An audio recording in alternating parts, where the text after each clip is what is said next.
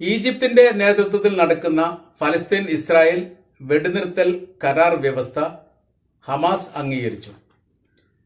തങ്ങൾ അംഗീകരിക്കുന്നു എന്ന തരത്തിലുള്ള വിവരം ഹമാസിന്റെ നേതാവ് ഇസ്മായിൽ ഗനിയ ഈജിപ്തിനെയും ഖത്തറിനെയും അറിയിച്ചതോടുകൂടി അതിന്റെ തുടർ പ്രവർത്തനവുമായി ബന്ധപ്പെട്ട കാര്യത്തിലേക്ക് ഇരു രാജ്യങ്ങളും നീങ്ങിയിരിക്കുകയാണ്. ഇതോടനുബന്ധിച്ച് ഇസ്രായേൽ ഈ കരാർ വ്യവസ്ഥയ്ക്ക് അംഗീകാരം നൽകുന്നിടത്തേക്ക് കാര്യങ്ങൾ എത്തുന്നു എന്ന വിവരം ഇതിനോടനുബന്ധിച്ച് പുറത്തു വരുന്നു. അവര് പ്രത്യേകമായിരിക്കുന്ന ഒരു പ്രതിനിധി സംഘത്തെ ഈജിപ്തിലേക്ക് അയക്കാൻ വേണ്ടിയിട്ട് തീരുമാനിച്ചിരിക്കുകയാണ്. അനുകൂലമായിരിക്കുന്ന ഒരു നിലപാടുള്ളത് കൊണ്ടാണ് ഇസ്രായേലിന്റെ ഭാഗത്തുനിന്ന് അത്തരം ഒരു നീക്കം ഉണ്ടാകുന്നത് എന്നും പല ഘട്ടങ്ങളിലായി ഈജിപ്തിന്റെ ഭാഗത്തു നിന്നും ഖത്തറിന്റെ ഭാഗത്തു നിന്നും വെടിനിർത്തലുമായി ബന്ധപ്പെട്ട ചർച്ചയ്ക്ക് പ്രതിനിധി സംഘത്തെ അയക്കുക എന്നുള്ള ഒരു രീതി സാധാരണഗതിയിൽ ഇസ്രായേൽ സ്വീകരിച്ചിട്ടില്ല. ഈ അവസാന ഘട്ടത്തിൽ സ്വീകരിച്ചത് സന്തോഷം നൽകുന്ന കാര്യമാണ് എന്നുള്ളതും അത് ഏറെക്കുറെ ഹമാസ് അംഗീകരിച്ചതുകൊണ്ട് അത് പ്രാബല്യത്തിൽ വരാനുള്ള സാധ്യതയും മധ്യസ്ഥർ ഈ വിഷയവുമായിട്ട് ബന്ധപ്പെട്ട് പറയുകയാണ്. ഒക്ടോബർ 7 തുടങ്ങി മെയ് 7 എന്ന് പറയുന്ന ഇന്നത്തെ ദിവസം ഏകദേശം 7 മാസമായി യുദ്ധം തുടങ്ങിയിട്ട്. ഇതിനിടയിൽ മരിച്ചവരുടെ എണ്ണം 34,735 കഴിഞ്ഞ ദിവസം പുറത്തു വന്നിരിക്കുന്നത്. അതോടനുബന്ധിച്ച് പരിക്കേറ്റവരുടെ എണ്ണൽ സംഖ്യ എന്ന് പറഞ്ഞാൽ 65,000 മേലെയാണ് ഹമാസിന്റെ ഭാഗത്ത് അല്ലെങ്കിൽ പാലസ്തീന്റെ ഭാഗത്ത് മാത്രമുള്ളത്. ഇസ്രായേലിന്റെ ഭാഗത്തുണ്ടായിരിക്കുന്ന മരണത്തെക്കുറിച്ചുള്ള വിവരങ്ങൾ ആദ്യഘട്ടത്തിൽ പുറത്തു വന്നിരുന്നു. 1700ഓളം മരണങ്ങളാണ് അന്ന് റിപ്പോർട്ട് ചെയ്തത്. പിന്നീടുണ്ടായിരിക്കുന്ന അപകടത്തെക്കുറിച്ചും മരണത്തെക്കുറിച്ചുള്ള റിപ്പോർട്ടുകൾ ഇപ്പോഴും ഔദ്യോഗികമായ രീതിയിൽ പുറത്തു വരാത്തത് കൊണ്ട് അതിന് കൃത്യമായിരിക്കുന്ന എണ്ണൽ സംഖ്യ എത്ര എന്ന് ആർക്കും പറയാൻ വേണ്ടിയിട്ട് സാധിക്കുന്നില്ല. സൈനികരുടെ എണ്ണത്തിലും ഒരുപാട് അഭിപ്രായ വ്യത്യാസങ്ങളുണ്ട്. നിലവിൽ മരിച്ച എല്ലാവരുടെയും ലിസ്റ്റ് കാര്യങ്ങളൊന്നും ഇസ്രായേൽ ഇപ്പോഴും പുറത്തു വിട്ടിട്ടില്ല എന്നൊരു വിവരം നിലനിൽക്കുകയാണ്. നമ്മൾക്ക് ഈ കരാർ വ്യവസ്ഥയായിട്ട് ബന്ധപ്പെട്ട കാര്യത്തെക്കുറിച്ച് ഏതൊക്കെ രീതിയിലാണ് ഇതിന് രൂപം നൽകിയത് എന്നതിനെക്കുറിച്ച് നോക്കാം. 3 ഘട്ട കരാർ വ്യവസ്ഥയാണ് പറയുന്നത്. 42 ദിവസം നീണ്ടു നിൽക്കുന്ന ഒരു ഘട്ടവും തൊട്ടടുത്ത ദിവസം അത്ര തന്നെ 42 ദിവസം, 3-ാം ഘട്ടവും 42 ദിവസമാണ്.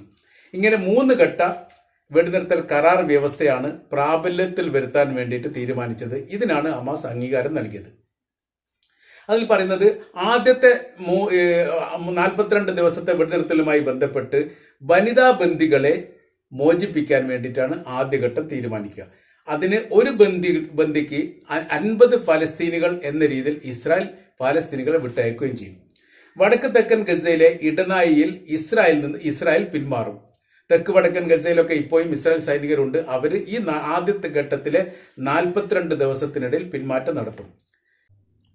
പുറംതള്ളി നിൽക്കുന്ന ഫലസ്തീനികൾ ഈ കാലഘട്ടത്തിൽ ഈ സമയത്തിനിടയിൽ സ്വന്തം വീട്ടിലേക്ക് തിരിച്ചു വരാനുള്ള എല്ലാ സംവിധാന കാര്യങ്ങളും ഒരുക്കും. അത് യുദ്ധവുമായിട്ട് ബന്ധപ്പെട്ട് തെക്ക് വടക്കൻ ഭാഗങ്ങളിൽ നിന്നൊക്കെ കാൻ യൂണിസിലേക്കും അങ്ങോട്ടും ഇങ്ങോട്ടൊക്കെ ചെതറിയോടിയിരിക്കുന്ന ഒരു കൂട്ടം ആൾക്കാരാണ്. എവിടെയും ഇല്ലാത്ത രീതിയിൽ വീടിന്റെ പരിസരവും ചുറ്റുപാടും ഇല്ലാത്ത രീതിയിൽ ഇങ്ങനെ അലഞ്ഞു തിരിയുന്ന ഒരു അവസ്ഥയിലാണ് ഉള്ളത്. അവരെല്ലാം ഏകോപിപ്പിച്ചുകൊണ്ട് അവരുടേതായിരിക്കുന്ന പ്രദേശത്തേക്ക് മടങ്ങാനുള്ള സൗകര്യങ്ങൾ ഈ ആദ്യഘട്ടം 42 ദിവസത്തിൽ ഏർപ്പാടാക്കും. പിന്നെ അടുത്ത ഘട്ടം അതിനോടനുബന്ധിച്ച് ഗസയിലേക്ക് മനുഷ്യാവകാശ സഹായം എത്തിക്കാനുള്ള എല്ലാ സംവിധാനങ്ങളും ഉണ്ടാക്കും എന്ന് പറഞ്ഞാൽ അതുമായി ബന്ധപ്പെട്ട് ഏതെങ്കിലും സഹായിക്കുന്ന വാഹനങ്ങൾ ഗസയുടെ അകത്തേക്ക് പ്രവേശിക്കുന്ന സമയത്ത് ഇസ്രായേൽ അത് തടയില്ല. സ്വതന്ത്രമായ രീതിയിൽ അവർക്ക് ലക്ഷ്യസ്ഥാനത്തേക്ക് എത്താനുള്ള എല്ലാ സൗകര്യങ്ങളും ഒരുക്കി കൊടുക്കും എന്നുള്ളതാണ് ആദ്യഘട്ട 42 ദിവസത്തെ കരാർ വ്യവസ്ഥയുമായി ബന്ധപ്പെട്ട് ഹമാസ് അംഗീകരിച്ചിരിക്കുന്ന വ്യവസ്ഥാ സംബന്ധമായിരിക്കുന്ന കാര്യങ്ങൾക്കൊക്കെ രൂപം നൽകിയത് ഖത്തറും ഈജിപ്തും സംയുക്തമായ രീതിയിലാണ്. അതിന് അംഗീകാരം കിട്ടുന്നതുമായിട്ട് ബന്ധപ്പെട്ട വിഷയത്തിലാണ് ഇത്രയും കാലം വൈകിപ്പോയത്. അതിനാണ് ഹമാസ് പൂർണ്ണമായിരിക്കുന്ന അംഗീകാരം നൽകിയ വ്യവസ്ഥയുടെ ഭാഗമാണ് നമ്മൾ അറിയുന്നത്. 2-ാം ഘട്ടം 42 ദിവസം വീണ്ടും വരും. അതിൽ പുരുഷന്മാരായിരിക്കുന്ന ബന്ദികളെ വിട്ടയക്കാൻ വേണ്ടിയിട്ട് അതുമായി ബന്ധപ്പെട്ട കരാർ വ്യവസ്ഥ പ്രകാരമുള്ള ബന്ദിമോചനം അവിടെ സാധ്യമാകും. അതിന് പകരമായി ഒരു പുരുഷ ബന്ദിക്ക് 100 ഫലസ്തീനികളെ വിട്ടയക്കണം എന്നുള്ള ഒരു അഭിപ്രായത്തിൽ ഇപ്പോൾ അഭിപ്രായ വ്യത്യാസമായിട്ട് നിലനിൽക്കുകയാണ്. അതിൽ ഹമാസ് പറഞ്ഞത് ഒരു ബന്ദികൾക്ക് 100 പേരെ വിട്ടയക്കണം എന്നുള്ളതാണ്. വനിതാ ബന്ദിക്ക് 50 പേരെങ്കിൽ പുരുഷ ബന്ദികൾക്ക് 100 പേരെ വേണം എന്ന് പറഞ്ഞിട്ടുണ്ട്. അതിനൊരു പൂർണ്ണത നൽകാൻ വേണ്ടിയിട്ട് ഇപ്പോഴും മധ്യസ്ഥർക്ക് സാധിച്ചിട്ടില്ല എന്ന ഒരു വിഷയം മാത്രമാണ്. ആ വിഷയവുമായിട്ട് ബന്ധപ്പെട്ട് നിൽക്കുന്ന ചർച്ച നടക്കുകയാണ് എന്ന തരത്തിലാണ്. പിന്നെ ഇരു വിഭാഗം സൈന്യവുമായിട്ട് ബന്ധപ്പെട്ട എല്ലാ നടപടിക്രമങ്ങളും അവസാനിപ്പിക്കും. ഇസ്രായേൽ പലസ്തീനുകളെ ആക്രമിക്കുന്നതും അതേപോലെ ഹമാസ് ഇസ്രായേൽ സൈന്യത്തെ ആക്രമിക്കുന്നതുമായി ബന്ധപ്പെട്ട സൈനിക നടപടി ക്രമങ്ങളെല്ലാം അവസാനിപ്പിക്കും. പിന്നീട് അങ്ങോട്ടും ഇങ്ങോട്ടുള്ള അക്രമ കാര്യങ്ങളൊന്നും ഉണ്ടാവില്ല. ഗസയിലേക്ക് പൂർണ്ണമായിരിക്കുന്ന ഇസ്രായേൽ സേന പിന്മാറ്റം അതിനോടനുബന്ധിച്ചുണ്ടാകും. ഇതാണ് ഏറ്റവും വളരെ പ്രധാനപ്പെട്ടത്. മുൻപേ ഹമാസ് പറഞ്ഞു വെച്ചിരിക്കുന്ന കാര്യങ്ങളും അത് തന്നെയാണ്.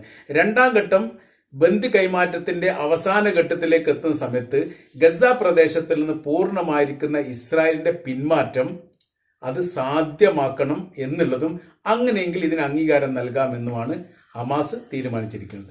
പിന്നെ അടുത്ത മൂന്നാമത്തെ ഘട്ടമാണ്, അത് 42 ദിവസം നിലനിൽക്കുന്ന മൂന്നാം ഘട്ടം. ഉപരോധം അവസാനിപ്പിക്കുക. ഗസക്ക് ഇസ്രായേൽ നൽകിയിരിക്കുന്ന ഉപരോധം അവസാനിപ്പിക്കുക. അതോടനുബന്ധിച്ച് തന്നെ വ്യത്യസ്തമായിരിക്കുന്ന ലോകരാജ്യങ്ങൾ, ചില രാജ്യങ്ങളൊക്കെ ഗസക്ക് ഉപരോധം ഏർപ്പെടുത്തിയിരിക്കുന്നു. ഉപരോധം ഏർപ്പെടുത്തിയ വിഷയം എന്ന് പറഞ്ഞാൽ ഒക്ടോബർ 7 ഇസ്രായേലിനെ ആക്രമിച്ചതുമായി ബന്ധപ്പെട്ട് ഐക്യരാഷ്ട്രസഭയുടെ പ്രതിനിധികൾ ഹമാസിനെ സഹായിച്ചിട്ടുണ്ട് എന്നുള്ള ഒരു ആരോപണത്തിന്റെ അടിസ്ഥാനത്തിലാണ് ചില രാജ്യങ്ങൾ ഉപരോധം ഏർപ്പെടുത്തുകയും ഗസക്ക് സഹായം നിർത്തലാക്കുകയും ചെയ്തു. അതിൽ അമേരിക്കയും ബ്രിട്ടനും ഫ്രാൻസും ഇറ്റലിയും ഒക്കെ ഉണ്ട്. എന്നാൽ ഐക്യരാഷ്ട്രസഭ സ്വതന്ത്രമായ രീതിയിൽ ഇതിനെക്കുറിച്ച് അന്വേഷിക്കുകയും ഫ്രഞ്ചിന്റെ മുൻ വിദേശകാര്യ മന്ത്രിയുടെ നേതൃത്വത്തിലുള്ള വലിയ അന്വേഷണത്തിന്റെ റിപ്പോർട്ട് അവതരിപ്പിച്ചതിന്റെ അടിസ്ഥാനത്തിൽ അത്തരം ഒരു സംഭവത്തെയും കണ്ടെത്താൻ വേണ്ടി സാധിച്ചിട്ടില്ല എന്നുള്ളതും ഐക്യരാഷ്ട്രസഭയുടെ UN സഭയുടെ മനുഷ്യാവകാശ പ്രതിനിധികൾ ഹമാസിനെ സഹായിച്ചു എന്ന് പറയുന്നത് തെറ്റായിരിക്കുന്ന കാര്യമാണ്. കാര്യമെന്ന് പറയുന്നത് 5000-ഓളം മിസൈലുകൾ, റോക്കറ്റുകൾ വിക്ഷേപിച്ചിരിക്കുന്ന അതിശക്തമായിരിക്കുന്ന ഒരു യുദ്ധമുഖത്തുള്ള ഹമാസിനെ സംബന്ധിച്ചിടത്തോളം UN സഭയുടെ പ്രതിനിധികൾ ഏത് തരത്തിലാണ് സഹായിക്കുക? ഇവിടെ ഒരു ചെറിയ രീതിയിലുള്ള സഹായമല്ല ആവശ്യം. അന്താരാഷ്ട്ര തരത്തിലുള്ള യുദ്ധത്തിന്റെ പോർമുഖം തുറന്ന ആ ദിവസം ഒരു സാധാരണക്കാരായിരിക്കുന്ന ഒരു സഹായിക്കയെ സംബന്ധിച്ചിടത്തോളം ഒരു യുദ്ധമുഖത്തുള്ള സൈനിക വിഭാഗത്തെ സഹായിക്കാൻ വേണ്ടി ഒരു തരത്തിലും സാധിക്കില്ല. ഒന്നുകിൽ ആയുധങ്ങൾ വേണം, അല്ലെങ്കിൽ അതിന് സംവിധാനങ്ങൾ വേണം, അല്ലെങ്കിൽ റോക്കറ്റ് വിക്ഷേപണവുമായിട്ട് ബന്ധപ്പെട്ട കാര്യങ്ങൾ വേണം. ഈ തരത്തിൽ എവിടെയും ഉൾക്കൊള്ളിക്കാൻ പറ്റാത്ത രീതിയിലുള്ള ആരോപണമാണ് ഇസ്രായേൽ നടത്തിയത്.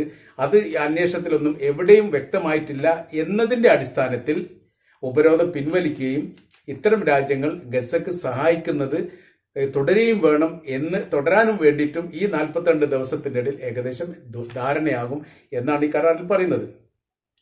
കൈറോയിലേക്ക് ചർച്ചാ സംബന്ധമായിരിക്കുന്ന, അതായത് അവസാനവട്ട തീരുമാനവുമായി ബന്ധപ്പെട്ടതിന് ഇസ്രായേലിന്റെ സൈനിക വിഭാഗത്തിന്റെ പ്രതിനിധിയും അതോടെ ഗവൺമെന്റിന്റെ പ്രതിനിധിയും പുറപ്പെട്ടായിരിക്കുന്ന വിവരമാണ് ലഭിക്കുന്നത്. ആ വിഷയവുമായിട്ട് ബന്ധപ്പെട്ട് നാളെയാണ് തീരുമാനം ഉണ്ടാവുക.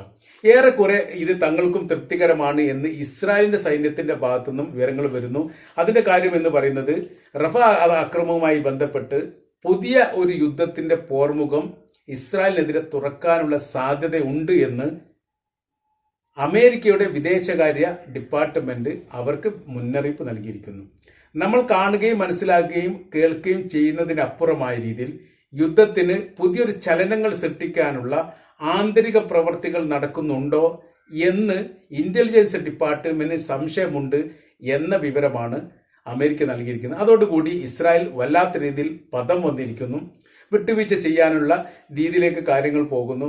മാത്രമല്ല, ആഭ്യന്തരപരമായ രീതിയിൽ ആ രാജ്യത്തിന്റെ അകത്ത് വലിയ പ്രക്ഷോഭ സമരങ്ങൾ ബന്ദിമോചനവുമായിട്ട് ബന്ധപ്പെട്ടുണ്ടാകുന്നു. അതിനെ പ്രതിരോധിക്കാൻ വേണ്ടി സാധിക്കുന്നില്ല. ബന്ദിമോചനം സമാധാനത്തിലൂടെ അല്ലാതെ, കരാർ വ്യവസ്ഥയിലൂടെ അല്ലാതെ മോചിപ്പിക്കാൻ സാധിക്കില്ലെന്ന് 7 മാസമായിട്ട് തെളിയിച്ചിരിക്കുകയാണ്. അതുകൊണ്ട് വിട്ടുവീഴ്ച മനോഭാവത്തോടു കൂടി തന്നെയാണ് ഈ വിഷയത്തെ സമീപിക്കേണ്ടത് എന്ന നിലപാടിലേക്ക് യഥാർത്ഥത്തിൽ അമേരിക്ക തന്നെ എത്തിയിരിക്കുന്നു. ആ വിവരം അമേരിക്ക ഇസ്രായേലിനോട് പറയുകയും ചെയ്തു. നിങ്ങൾ വിട്ടുവീഴ്ച മനോഭാവത്തോടു കൂടി പോവുക, അങ്ങനെയാണെങ്കിൽ മാത്രമേ ബന്ദികളെ ജീവനോടെ കിട്ടൂ എന്നുള്ളതാണ്. 36ഓളം ബന്ദികൾ ഈ കാലയളവിനിടയിൽ മരണപ്പെട്ടിരിക്കുന്നു എന്നുള്ളതും ആ ബന്ദികളുടെ മൃതദേഹം ഇപ്പോഴും ഹമാസിന്റെ കൈവശത്തിലാണ്. അത് വിട്ടു നൽകുന്നതുമായിട്ട് ബന്ധപ്പെട്ടതിനും വ്യവസ്ഥയും കരാറും ഉണ്ടാക്കണം എന്ന തരത്തിലുള്ള അഭിപ്രായമൊക്കെ ഇതിന് മുൻപ് തന്നെ ഹമാസ് പറഞ്ഞതാണ്. അതിനെയും കൂടി ബന്ധപ്പെടുത്തിയിട്ടാണ് ഇപ്പോൾ കരാർ വ്യവസ്ഥ കാര്യങ്ങളൊക്കെ ഉണ്ടായിരിക്കുന്നത്. അപ്പോൾ മനസ്സിലാക്കേണ്ട കാര്യം, 7 മാസം പൂർത്തിയാകുന്ന ഇന്നത്തെ ദിവസം ഇതുപോലെ ഇതിന് പല ഘട്ടങ്ങളിലുള്ള ബന്ദിമോചനവുമായി ബന്ധപ്പെട്ടും വെടിനിർത്തലുമായി ബന്ധപ്പെട്ടും പൂർണ്ണമായിരിക്കുന്ന യുദ്ധാവസാനവുമായി ബന്ധപ്പെട്ടൊക്കെ കരാർ വ്യവസ്ഥകളൊക്കെ പല ഘട്ടങ്ങളും ഉണ്ടായിരുന്നു. ഫ്രാൻസ് ചർച്ച നടത്തിയിട്ടുണ്ട്, ഖത്തറിലുണ്ട്, അമേരിക്കയിലുണ്ട്, ഈജിപ്തിൽ പല ഘട്ടമുണ്ട്. അങ്ങനെ വ്യത്യസ്തമായിരിക്കുന്ന ലോക രാജ്യങ്ങൾക്കിടയിലൊക്കെ ഈ ചർച്ചകളൊക്കെ നടത്തിയിട്ടും എവിടെയും എത്തിയിട്ടില്ല എന്നല്ലാതെ എത്തിയില്ല എന്ന് മാത്രമല്ല, സംഘം ചേർന്നുകൊണ്ട് ഈ വിഷയത്തെ അഭിമുഖീകരിക്കാൻ വേണ്ടി ഒരു വിഭാഗത്തെ ഇസ്രായേൽ ഗവൺമെന്റ് അയച്ചിട്ടില്ല എന്നൊരു പ്രത്യേകതയുണ്ട്. എന്നാൽ ഇപ്പോഴത്തെ നിലവിലെ അവസ്ഥയിൽ ഈജിപ്തിലേക്ക് ആ വിഭാഗങ്ങൾ എത്തുന്നുണ്ട് എന്നുള്ളതും ഈ പറയപ്പെട്ട കാര്യത്തിന് ഏകദേശം രൂപമുണ്ടാക്കി കഴിഞ്ഞാൽ തൊട്ടടുത്ത ദിവസം തന്നെ യുദ്ധവിരാമ പ്രഖ്യാപനം അല്ലെങ്കിൽ വെടിനിർത്തലുമായിട്ടുള്ള പ്രഖ്യാപനം ഉണ്ടാവാനുള്ള സാധ്യതകളും പറയുകയാണ്. ഇപ്പോൾ രാജ്യത്തിന്റെ അകത്തും പുറത്തുമായ രീതിയിൽ വലിയ ആഭ്യന്തര വിഷയങ്ങൾ നേരിടുന്ന ഇസ്രായേൽ ഗവൺമെന്റിനെ സംബന്ധിച്ചിടത്തോളം ഈ യുദ്ധം ഇതേ രീതിയിൽ മുന്നോട്ട് കൊണ്ടുപോകാൻ വേണ്ടി സാധിക്കുന്നില്ല. അമേരിക്കയെ സംബന്ധിച്ചിടത്തോളം ഏറെക്കുറെ അവരവരുടെ നിലപാടിൽ മാറ്റം വരുത്തിയിരിക്കുന്നു. കാരണം ഏതാനും മാസങ്ങൾക്കിടയിൽ ഇപ്പോൾ അമേരിക്കയിൽ തെരഞ്ഞെടുപ്പ് വരാൻ പോവുകയാണ്. ന്യൂനപക്ഷങ്ങളായിരിക്കുന്ന മുസ്ലിങ്ങൾ അവിടെ നിർണായകമാണ്. മാത്രമല്ല, വ്യത്യസ്തമായിരിക്കുന്ന ലോക രാജ്യങ്ങളിൽ പൗരത്വമുള്ള ഒരുപാട് വിഭാഗങ്ങൾ, ഒരുപാട് പൗരന്മാർ അമേരിക്കയിലുണ്ട്. അവർക്ക് എല്ലാവർക്കും വോട്ടവകാശമുണ്ട്. ഇന്നത്തെ നിലവിലെ സാഹചര്യങ്ങളും അവസ്ഥകളും വെച്ച് നോക്കുന്ന സമയത്ത് ലോകത്താകമാനമുള്ള രാജ്യങ്ങളിൽ നിന്ന് ഇസ്രായേൽ ഒറ്റപ്പെട്ടു പോയിരിക്കുന്നു. ഒരു തരത്തിലുള്ള സഹായം അവർക്ക് നൽകരുത് എന്നുള്ളതാണ് അഭിപ്രായം. അപ്പോൾ UN സഭയാണെങ്കിലും അന്താരാഷ്ട്ര ക്രിമിനൽ കോടതിയാണെങ്കിലും വ്യത്യസ്തമായിരിക്കുന്ന ലോക രാജ്യങ്ങളാണെങ്കിലും അയൽ രാജ്യങ്ങളാണെങ്കിലും ഏകോപനത്തോടു കൂടി ഇസ്രായേലിനെ രൂക്ഷമായ രീതിയിൽ വിമർശിക്കുകയും ഒറ്റപ്പെടുത്തുകയും ചെയ്യുന്ന സമയത്ത് അവർക്ക് അങ്ങനെ റഫ ആക്രമണത്തിന്റെ പേര് പറഞ്ഞുകൊണ്ട് മുന്നേറാൻ സാധിക്കുകയില്ല എന്ന് മനസ്സിലാക്കിയതിന്റെ അടിസ്ഥാനത്തിൽ യുദ്ധവിരാമത്തിലേക്ക് ഞങ്ങൾ നീങ്ങുക എന്നതാണ് ഉചിതമായിരിക്കുന്ന കാര്യം എന്ന നിലപാടിന്റെ അടിസ്ഥാനത്തിലാണ് യഥാർത്ഥത്തിൽ കൈറോയിലേക്ക് സംഘത്തെ അയക്കാൻ വേണ്ടിയിട്ട് ഇസ്രായേൽ തീരുമാനിച്ചത്. ഏതായിരുന്നാലും ഇതൊരു ശുഭപ്രതീക്ഷയാണ്. തൊട്ടടുത്ത ദിവസം തന്നെ യുദ്ധവിരാമം ഉണ്ടാകും എന്ന് തന്നെയാണ് മീഡിയകളുടെ റിപ്പോർട്ടിന്റെ അടിസ്ഥാനത്തിൽ നമ്മൾക്ക് മനസ്സിലാക്കാൻ വേണ്ടിയിട്ട് സാധിക്കുന്നത്.